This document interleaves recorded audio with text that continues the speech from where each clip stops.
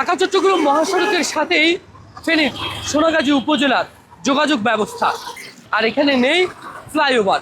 প্রতিনিয়তই ঘটছে সড়ক দুর্ঘটনা, যেখানে যাচ্ছে অনেক তাজা প্রাণ। দেশের লাইফলাইন খ্যাত ব্যস্ততম ঢাকা চট্টগ্রাম মহাসড়কের ফেনী জেলার লালপুর এলাকার চিত্র এটি। দেখেই বোঝা যায় কতটা ঝুঁকি নিয়ে এখানকার ইউটার্ন পারাপার হচ্ছে নানান রকম যানবাহন। আবার এখানে প্রতিনিয়ত ঘটে দুর্ঘটনা, আর এসব দুর্ঘটনা এড়াতে এই স্থানে একটি উড়াল সেতু নির্মাণের দাবি মানুষের। কোনো গার্ড নাই, পুলিশ নাই, কোনো লাইনম্যান নাই, কোনো কিছু নাই। এখানে তো অনেক দুর্ঘটনা ঘটছে। আমরা প্রতিনিয়ত কিন্তু এটা ঝুঁকির মধ্যে যাই, রোড পারাপার হই। নাই, ওভার ব্রিজও নাই, কত রিক্সে গাড়ি চলে, মানুষের নিরাপত্তা। মহাসড়কের অন্যান্য ইউটার্ন থেকে লালপুর এলাকার ইউটার্ন এলাকাটির পার্থক্য যোজন যোজন।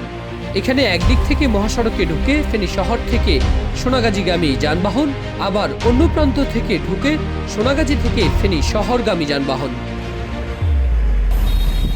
জীবনের সব আয়োজন এখানে একসাথে। আবার এসবের মধ্যে যুক্ত হয় মহাসড়কের উল্টো পথ ধরে আসা অটোরিকশা, যার দরুন এখানে প্রতিনিয়ত ঘটছে ভয়ঙ্কর সব দুর্ঘটনা।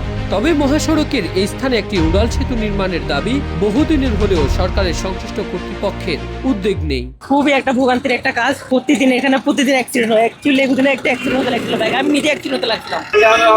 সবগুলো গাড়ি ঢুকতেছে এখানে, কথা বুঝছেন? আমরা বহুত একটা বিপদের মুখে আছি। কিভাবে গাড়িগুলো আসতেছে, কত বড় রিক্সের মধ্যে আমরা এখানে রিটার্ন নিতেছি। আমি ফেনীবাসীর পক্ষ থেকে আমার একটা জোরালো দাবি হচ্ছে, আমরা এখানে একটা ফ্লাইওভার চাই।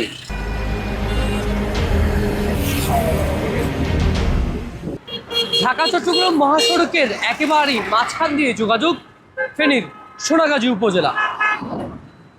লালপুর নামক স্থানে নেই কোনো ফ্লাইওভার, তাই যান চলাচলে প্রতিনিয়ত এখানে ঘটছে দুর্ঘটনা, যাচ্ছে অনেক তাজা প্রাণ, আর অনেকেই বরণ করছে পঙ্গুত্ব।